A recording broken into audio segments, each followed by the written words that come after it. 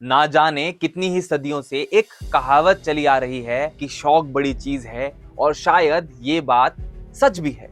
लोग अपने शौक को परवान चढ़ाने के लिए किसी भी हद से गुजरने के लिए तैयार हो जाते हैं। कुछ ऐसा ही हुआ था 18 जून 2023 की सुबह को, जब 5 लोग कोई 100 साल पहले डूबे हुए टाइटैनिक शिप के रेक को अपनी आंखों से देखने की इच्छा को पूरा करने के लिए नॉर्थ अटलांटिक ओशन की अथाह गहराइयों में उतरे। पर उन्हें नहीं पता था कि उनका यही शौक उनकी जान ले लेगा। आखिर क्या हुआ था उस दिन? क्या उस हादसे को होने से बचाया जा सकता था? कौन था उन सभी की मौत का जिम्मेदार? ये सब जानने के लिए पहले हमें समझना होगा कि क्या बात थी उस डूबे हुए जहाज टाइटैनिक में, जिसके लिए ये 5 आदमी और उन्हीं के जैसे ना जाने कितने ही लोग करोड़ों रुपए खर्च करने के बाद भी अपनी जान को जोखिम में डालने के लिए तैयार हो जाते हैं। तो चलिए जानते हैं क्या है RMS टाइटैनिक की कहानी, जो 100 साल बाद भी लोगों को अपनी ओर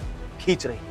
So we want to bring you a breaking update on that missing sub that apparently catastrophically imploded. The 5 people inside believed to be dead. The Coast Guard confirming wreckage found near the Titanic indicates the 5 people on board the Titan sub. This morning, an ROV or remote operated vehicle from the vessel Horizon Arctic discovered the tail cone of the Titan submersible approximately 1,600 feet from the bow of the Titanic on the seafloor.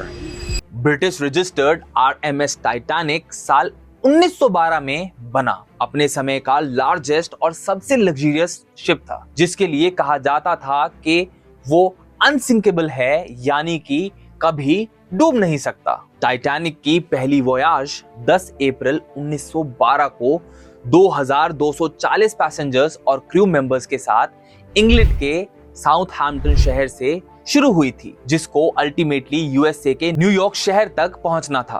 पर unfortunately अपनी इस maiden voyage के बस 5 दिन बाद ही 15 अप्रैल 1912 को एक विशाल iceberg से टकराने के बाद वो अनसिंकेबल शिप बीच समंदर में डूब गया। उस हादसे में 1500 से भी ज्यादा पैसेंजर्स और क्रू मेंबर्स ने अपनी जान गंवा दी। नॉर्थ अटलांटिक के बर्फीले पानी में हुआ ये एक्सीडेंट अपने साथ बहुत सी कहानियां लेकर कहीं लापता हो चुका था। टाइटैनिक के डूबने के साथ ही उसको लोकेट करने के अटेम्प्ट्स भी शुरू हो गए थे, पर टेक्निकल लिमिटेशंस और अटलांटिक के एक्सट्रीम वास्टनेस के चलते उसको ढूंढना एक्सट्रीमली डिफिकल्ट हो रहा था। और फिर तकरीबन 73 साल की लगातार कोशिश के बाद फाइनली 1 सितंबर 1985 को नेशनल ज्योग्राफिक के अमेरिकन एक्सप्लोरर रॉबर्ट बलार्ड और फ्रेंच ओशनोग्राफर जॉन लुई माइकल के जॉइंट एक्सपीडिशन की मदद से टाइटैनिक की फाइनल रेस्टिंग प्लेस को डिस्कवर कर लिया गया। उन्हें टाइटैनिक का रेक 2 टुकड़ों में टूटा हुआ मिला, जिसमें एक पार्ट शिप के बो का था और दूसरा उसके स्टर्न का, जो आपस में कोई 800 मीटर की दूरी पर है। ये जगह कनाडा के न्यूफाउंडलैंड शहर से कोई 650 मीटर दूर और ओशन सरफेस से 3800 मीटर नीचे थी। दोस्तों, समंदर की डीप एक्सप्लोरेशन के लिए प्राइमरली सबमरीन्स और सबमर्सिबल्स का यूज किया जाता है। सबमरीन्स अपने पावर सप्लाई, ऑक्सीजन जनरेशन और अंडर वाटर मूवमेंट यानी समुंदर के अंदर जाने और बाहर आने में सेल्फ सफिशिएंट और इंडिपेंडेंट होती हैं, जो इनको लॉन्ग टर्म ऑपरेशंस के लिए सूटेबल बनाती है। इनकी इसी खासियत की वजह से इनको जनरली मिलिट्री ऑपरेशंस, कॉम्बैट और नेवल पर्पस के लिए डिजाइन किया जाता है। वहीं दूसरी तरफ सबमर्सिबल्स साइज में बहुत छोटे होते हैं, जिनको समुंदर के क्रशिंग प्रेशर, एक्सट्रीम कोल्ड और डार्कनेस को ध्यान में रखकर बनाया जाता है। ये मिनी रोबोट्स अपने काम के लिए सपोर्ट शिप पर डिपेंडेंट होते हैं, जो सबमर्सिबल को लॉन्च करने से लेकर उसके वापस आने तक वहीं समुंदर में प्रेजेंट रहते हुए उनको कंट्रोल करती हैं। इन सबमर्सिबल्स का main purpose short term dives, scientific explorations और डीप सी रिसर्च होता है। और इन सबमर्सिबल्स में भी पर्टिकुलरली इंपॉर्टेंट होते हैं ह्यूमन ऑक्यूपाइड व्हीकल्स, जिन्हें HOV बुलाया जाता है। इन यूनिक HOVs की मदद से साइंटिस्ट, रिसर्चर्स, एक्सप्लोरर्स और टूरिस्ट इनमें बैठकर अपनी आंखों से समुंदर के हजारों फीट नीचे की दुनिया को एक्सप्लोर और ऑब्जर्व कर सकते हैं। टाइटैनिक के wreck की खोज के बाद उससे प्रॉफिट कमाने के लिए आम जनता को भी टाइटैनिक के रिमेन्स को दिखाने की तैयारियां शुरू हो गई। साल 1998 में British company deep ocean expeditions ने टाइटैनिक टूरिज्म की हर टिकट $32,500 में बेची। डीप ओशन एक्सपेडिशन ऐसा करने वाली शुरुआती कंपनीज में से एक थी। इसके बाद साल 2002 में Los Angeles based travel firm Bluefish भी टाइटैनिक डाइव्स में हिस्सा लेने लगी, जिसने साल 2012 में अपनी टिकट्स का प्राइस $59,680 कर दिया। ऐसे ही साल 2019 में London based company blue marble भी इसी बिजनेस में उतरी, जहां उसने इसकी टिकट $1,05,129 में बेची। और इस सब के बाद एक कंपनी जिसने पहली बार टाइटैनिक के wreck को साल 2021 में छुआ था, वो थी ओशन गेट। साल 2023 में टूरिस्ट को टाइटैनिक तक ले जाने के लिए ओशन गेट ने हर टिकट की कीमत $2.5 लाख रखी थी, जो ऑलमोस्ट 2 करोड़ इंडियन रुपीस के बराबर थी। 18 जून 2023 को टाइटैनिक wreck के लिए नॉर्थ अटलांटिक ओशन में भेजा गया एक्सपेडिशन भी ओशन गेट और उसके सीईओ स्टॉकटन रश ने ही ऑर्गेनाइज किया था। अपनी ही एक्सपेडिशन के लिए ओशन गेट ने टाइटन नाम के HOV का यूज किया था, जिसकी सपोर्ट शिप का नाम था पोलर प्रिंस। ओशन गेट के CEO Stockton rush by profession एक एरोस्पेस इंजीनियर और पायलट थे, जिन्होंने साल 2009 में ओशन गेट एक्सपेडिशंस की शुरुआत करी थी। रश शुरू से ही काफी एम्बिशियस थे और उनका मानना था कि पैसेंजर सेफ्टी और रेगुलेशंस कमर्शियल इनोवेशन और इंडस्ट्रियल ग्रोथ के लिए एक इम्पेडिमेंट बन जाती है। इसीलिए उन्होंने टाइटन सबमर्सिबल के लिए कोई भी सेफ्टी सर्टिफिकेशन नहीं लिया था। रश ने कमर्शियल इनोवेशन को प्रायोरिटी देने के लिए अपनी कंपनी ओशन गेट के सबमर्सिबल्स में बहुत से चेंजेस करवाए थे, जो अब तक की बाकी ट्रेडिशनल सबमर्सिबल से काफी हटकर थे, जिसे उन्होंने अपनी सबमर्सिबल को कन्वेंशनल स्फेरिकल डिजाइन ना देकर सिलेंड्रिकल ट्यूब की शेप में बनाया था। इसके पीछे रश का मानना था कि स्फेरिकल शेप बेशक अंडर वाटर प्रेशर को बेहतर तरह से झेल सकती है, पर उसमें ज्यादा लोगों को नहीं बिठाया जा सकता। टाइटन की इसी सिलेंड्रिकल शेप की वजह से अब उसमें 5 लोग बैठ सकते थे। ऐसे ही बाकी एस्टैब्लिश प्रैक्टिस से हटकर टाइटन की बॉडी को स्टील और टाइटेनियम जैसे मेटल से बनाने की जगह एरोस्पेस इंडस्ट्री में यूज होने वाले कार्बन फाइबर को चुना, क्योंकि वो काफी लाइट वेट और स्ट्रॉन्ग मटेरियल था। रश का मानना था कि टाइटन की कार्बन फाइबर बॉडी इसको समुद्र के अंदर 13,000 फीट तक के क्रशिंग प्रेशर को आसानी से रेजिस्ट करवा सकती है। ऐसा करने से ओशन गेट को एक फायदा ये भी हुआ कि इससे टाइटन की जनरल ट्रांसपोर्टेशन और अंडर वाटर लॉन्च बहुत ही इजी और चीपर हो गया। ओशन गेट ने टाइटन के स्लीक फ्रेम डिजाइन के अलावा उसमें कंट्रोल पैनल्स और थ्रस्टर्स भी ऐड करे थे, और साथ ही इसमें बैठे पैसेंजर्स की सेफ्टी को ध्यान में रखते हुए 96 आवर्स की ऑक्सीजन सप्लाई और किसी क्रिटिकल सिचुएशन को टैकल करने के लिए ऑटोमेटिकली समुद्र के सरफेस पर आने का फीचर भी इसमें इंस्टॉल किया गया था। और क्योंकि समुद्र की गहराइयों में जीपीएस काम नहीं कर पाता, टाइटन में ऐसे सेंसर्स लगाए गए थे जो सरफेस पर स्टेशन्ड मदरशिप से स्पेशल टेक्स्ट मैसेज के जरिए कम्युनिकेट करते रहते थे। As per OceanGate, Titan एक एक्सपेरिमेंटल वेसल थी, जिसमें हर टूरिस्ट को बैठने से पहले एक वेवर फॉर्म पर साइन करना होता था, जिसमें ये साफ लिखा था कि टाइटन किसी भी रेगुलेटरी बॉडी से अप्रूव्ड या सर्टिफाइड नहीं है, और इसमें बैठने से physical injury, disability, emotional trauma और डेथ भी हो सकती है। तो जैसे कि प्लान किया गया था, 18 जून 2023 संडे की सुबह 8 बजे टाइटैनिक शिपरेक को देखने के लिए टाइटन सबमर्सिबल को उसकी मदरशिप पोलर प्रिंस से लॉन्च किया गया।